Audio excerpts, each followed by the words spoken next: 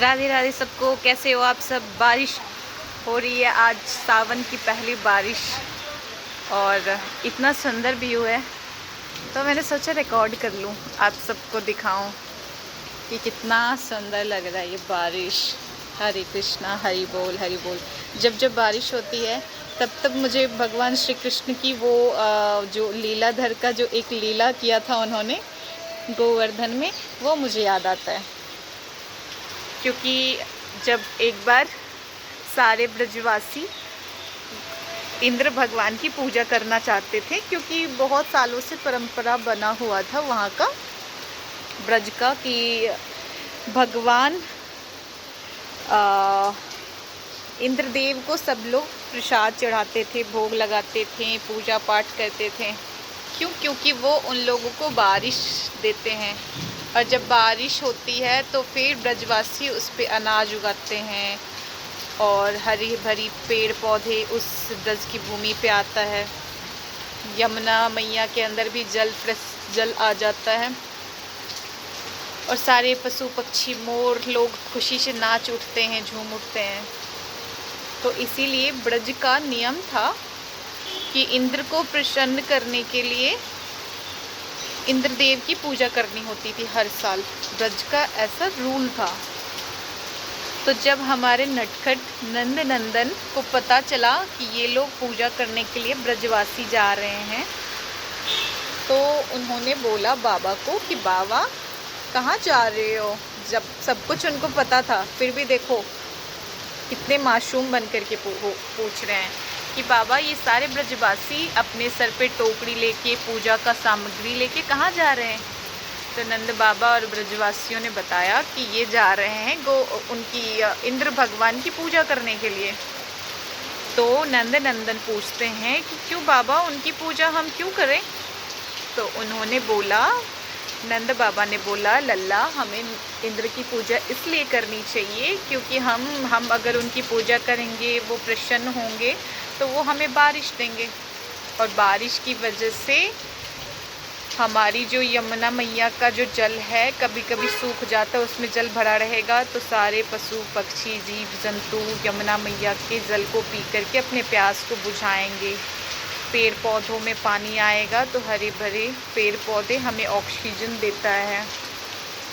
उसके बाद ये धरती माता जो त्राहिमाम कर रही है, जो धूप से ऐसे ज़मीन फट रहे हैं, धरती फट रही है, तो उनको भी बारिश होगी तो उनको धरती माता को भी अच्छा लगेगा उनके ऊपर जब बारिश की बूंदें गिरेगी तो। और हमारा जो फल है, अनाज है, खेती बाड़ी है, वो तो बारिश के बिना अधूरा रह जाएगा। बारिश के बिना तो हम कुछ खेती नहीं कर पाएंगे, तो सारे लोग भूखे प्यासे मरेंगे। इसीलिए ये चीज़ ना हो, इसीलिए हम इंद्र की पूजा करते हैं और उनको प्रसन्न करने की कोशिश करते हैं। और जब वो प्रसन्न होते हैं, हमें बारिश देते हैं, इससे हम अनाज उगा करके अपने बाल बच्चों और अपने राज्य को भरण पोषण करते हैं। तो नंद नंदन नटखट कृष्ण मुस्कुरा के कहते हैं कि उनको तो जो सुप्रीम पावर है भगवान विष्णु, मैंने सुना है कि भगवान विष्णु ने तो इंद्र को ये ड्यूटी दिया है कि आपको हर जगह पे बारिश करना है। तो वो तो जब उनको ड्यूटी मिली हुई है भगवान श्री हरि विष्णु से, तो वो ड्यूटी को करेंगे, आप लोग निश्चिंत रहो। तो बोलते नहीं कन्हैया, तुम्हें नहीं पता है, तुम बालक हो। क्योंकि अगर हम पूजा नहीं करेंगे तो वो क्रोधित हो जाएंगे और हमें बारिश नहीं करेंगे तो हमारी धरती सूखी पड़ जाएगी, इसीलिए हमें पूजा करना पड़ेगा। तो भगवान श्री कृष्ण मुस्कुराते हुए कहते हैं, बाबा अगर पूजा भी करनी है तो हमें पूजा करनी चाहिए, किसकी पता है। तो बोलते नहीं, किसकी पूजा करनी चाहिए बताओ तुम। तो भगवान श्री कृष्ण कहते हैं कि हमें पूजा करनी चाहिए गोवर्धन पर्वत की। बोले क्यों करनी चाहिए गोवर्धन की पूजा। बोलते वो इसलिए करनी चाहिए बाबा क्योंकि जब हमारे पशु पक्षी और हमारी गैया कहाँ पे चरने के लिए जाती है, कहाँ पे घास खाने जाती है, गोवर्धन पे के पहाड़ों पे तो घास खाने जाती है। फिर घास खा के आती है तो वो हमें दूध देती है, और उस दूध से हम अपने बच्चे को पालते हैं और भगवान को भोग लगाते हैं, दही चढ़ाते हैं, माखन बनता है। तो इसीलिए, और वहीं पे गोवर्धन के पास यमुना मैया है, तो यमुना मैया की भी पूजा करनी चाहिए। पर आप लोग गोवर्धन और यमुना की पूजा ना करके इंद्र भगवान की पूजा जो करते हो, ये गलत है। आपको गोवर्धन की पूजा करनी चाहिए। तो उसके बाद नंद बाबा को समझ में आ गया कि बात तो सच है। जब भगवान श्री हरि विष्णु ने ड्यूटी पे रखा हुआ है इंद्रदेव को कि आप बारिश करोगे हर जगह पे, जहाँ पे अकाल पड़ रहा हो, जहाँ पे सूखा धरती फट रहा हो, तो फिर हम उनकी पूजा करें ना करें, उनकी ड्यूटी है, वो तो बारिश देंगे ही देंगे। हम उनकी पूजा ना करके अगर गोवर्धन की करें, जहाँ पे हमारे हज़ारों लाखों गैया चढ़ती है, और गैया के चरने से उनके बच्चों का पेट भरता है, हमें दूध, दही, छाछ, मटकी मिलता है, और वो जाकर के फिर यमुना मैया में पानी पीती हैं गैया। तो उस यमुना मैया की पूजा करनी चाहिए। उनको समझ में आ गया। और नंद बाबा, जैसे कि आप लोगों को पता है कि वो नंद गांव के राजा थे, मुखिया थे, तो उन्होंने सबको बोला कि हमारा लल्ला, हमारा कृष्ण सही कह रहा है, हमें इंद्र की पूजा ना करके हमें पूजा करनी चाहिए गोवर्धन पर्वत की। तो फिर सारे लोगों ने उनकी बातों को सहमति दिया, और सारे लोग इंद्र की पूजा ना करके उसी सामग्री से चले गए पूजा करने के लिए गोवर्धन की।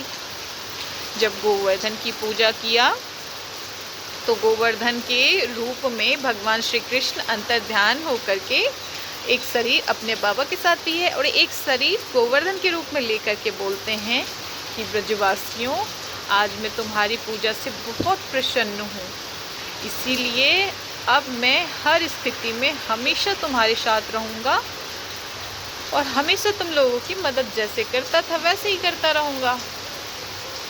ये सुनकर के सारे ब्रजवासी बहुत खुश हो गए कि देखो, छोटा सा नन्हा सा कृष्ण ने हम लोगों को कितना अच्छा सजेशन दिया। और इस खुशी की वजह से उन्होंने कृष्ण भगवान को थैंक यू बोला धन्यवाद नन्हे कृष्ण, अगर तुमने आज हमें सजेशन नहीं दिया होता, सलाह नहीं दिया होता, तो आज भी हम इंद्र की ही पूजा कर रहे होते। एक तरफ ये चीज़ चल रहा है, और दूसरी तरफ इंद्र भगवान की जो हमेशा पूजा होती थी, तो वो इंतज़ार में थे कि आज ब्रजवासियों ने मेरी पूजा नहीं किया, क्या बात है। फिर उन्होंने अपने देवगणों को भेजा, जाओ वृंदावन में जाके देखो कि ये ब्रजवासी किस चीज़ में बिजी हैं, मेरी पूजा कैसे भूल गए ये लोग। तो उनके देवगण गए और उन्होंने देखा कि सारे ब्रजवासी गोवर्धन पर्वत की पूजा कर रहे हैं। उन्होंने बोला अपने राजा को, इंद्र को, कि हे इंद्रदेव, आज वो आपकी पूजा ना करके गोवर्धन की पूजा कर रहे हैं। तो इंद्र को बहुत क्रोध आया कि मैं इन ब्रजवासियों को बारिश देता हूँ, पानी देता हूँ, जिसको प्यास बुझा के अपनी ज़िंदगी जी सके, और इन्होंने मेरा इतना बड़ा अपमान किया है। इस अपमान का बदला इन सबको चुकाना पड़ेगा। लेकिन ये बताओ देवगण, इतने सालों से तो इन लोगों ने ऐसा कभी नहीं किया, आज इतने सालों के बाद अचानक इन्होंने मेरी पूजा क्यों छोड़ दिया। तो देवगण कहते हैं कि वो नन्हे कृष्ण की वजह से। बोलते हैं कृष्ण, ये कृष्ण, नन्हा कृष्ण कौन है? बोले ये वासुदेव पुत्र, नंद के पुत्र कृष्ण हैं।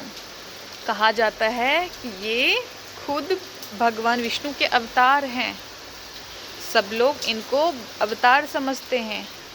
तो उन्होंने बोला चलो मैं भी देखूं, भगवान विष्णु तो वैकुंठ धाम में है और उन्होंने अवतार लिया, मुझे पता भी नहीं है, तो चलो मैं जाके देखूं जरा ये सच है कि झूठ है। उन्होंने देखा एक छोटा सा प्यारा सा सरल भाव का एक छोटा सा क्यूट सा लल्ला है, और ये भगवान कैसे हो सकता है? भगवान होते तो इनके अंदर थोड़ा सा तो अपने अंदर अभिमान होता ना कि मैं भगवान हूँ, मैं कैसे झूठे झूठे मतलब गंदे कपड़े पहने हुए, वस्त्र पहने हुए लोगों के साथ बैठ करके झूठा खाना खा रहे हैं। झूठा खाएंगे क्या हमारे प्रभु विष्णु? झूठ बात है, ये भगवान हो ही नहीं सकते, ये कोई बहरूपिया है।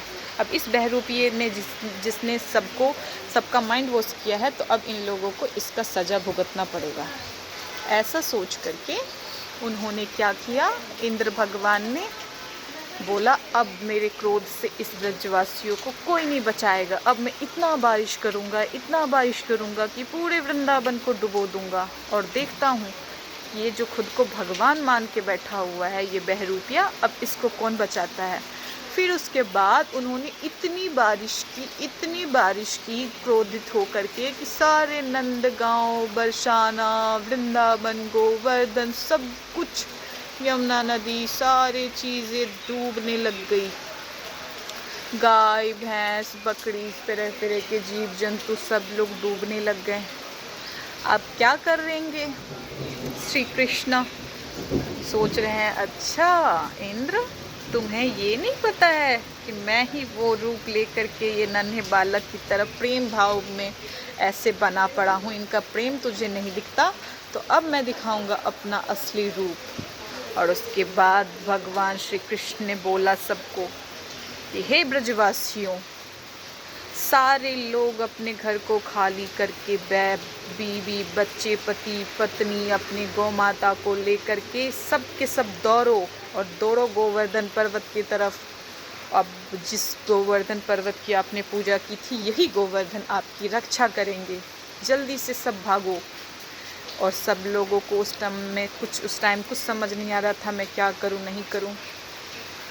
तो जो उन्होंने बोला कि ठीक है, अगर कृष्ण कह रहे हैं कि इनकी बात माननी तो चाहिए, क्योंकि यही तो हमें रास्ता दिखाएंगे।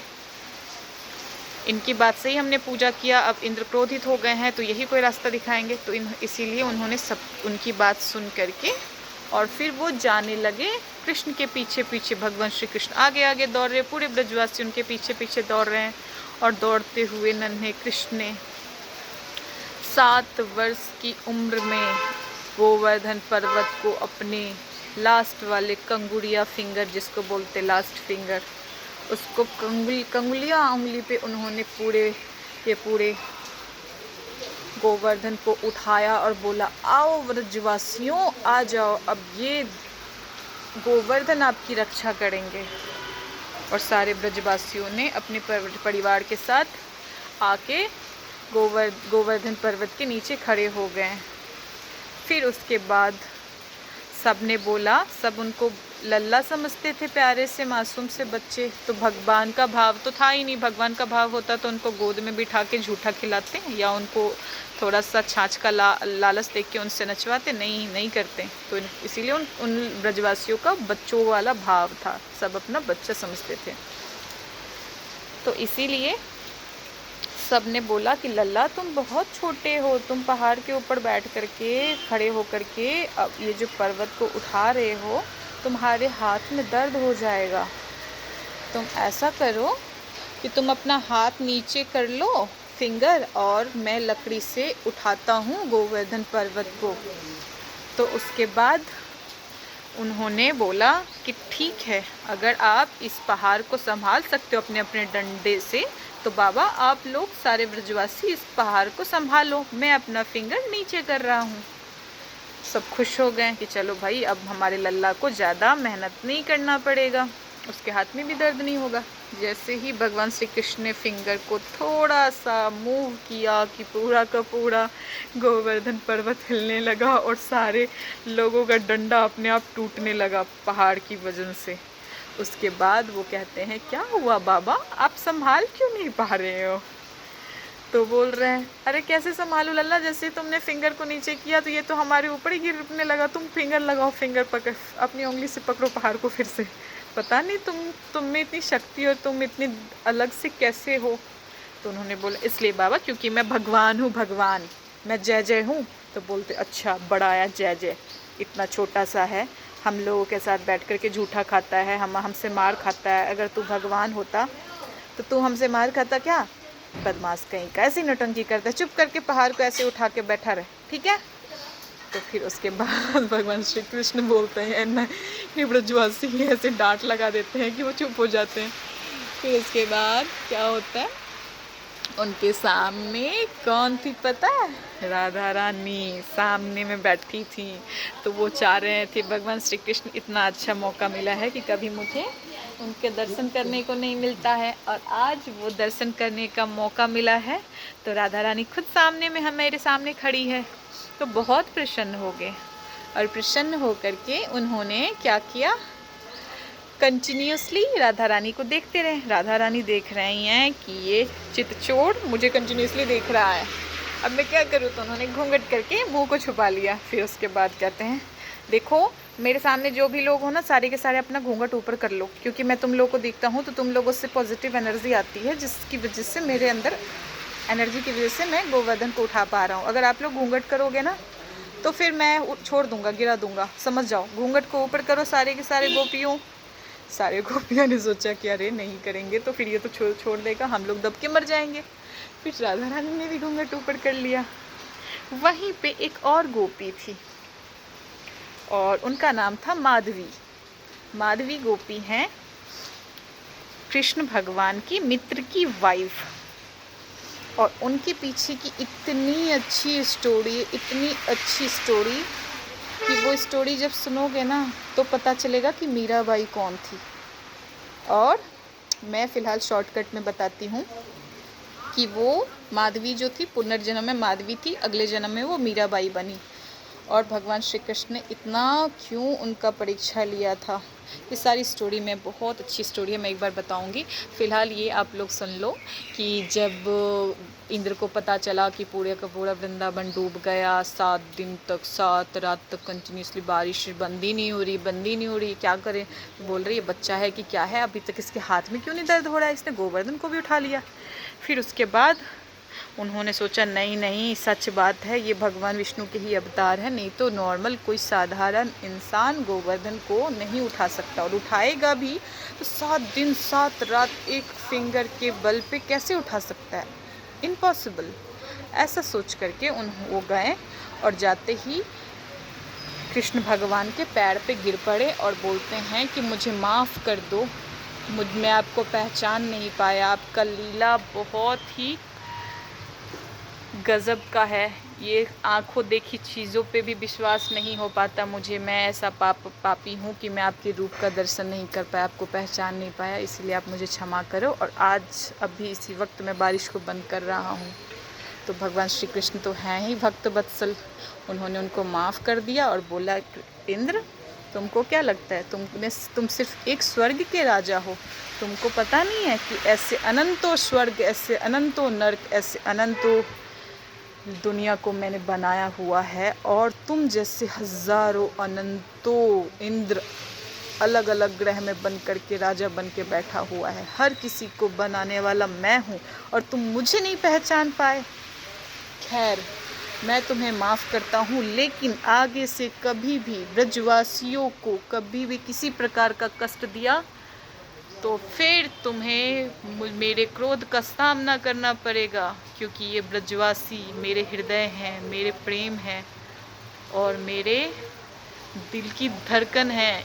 इनको कभी भी कष्ट हुआ तो वो कष्ट इनको नहीं मुझ तक पहुंचता है, इसीलिए इनको सुख देने की कोशिश करना, इनको कष्ट देने की कोशिश कतई मत करना।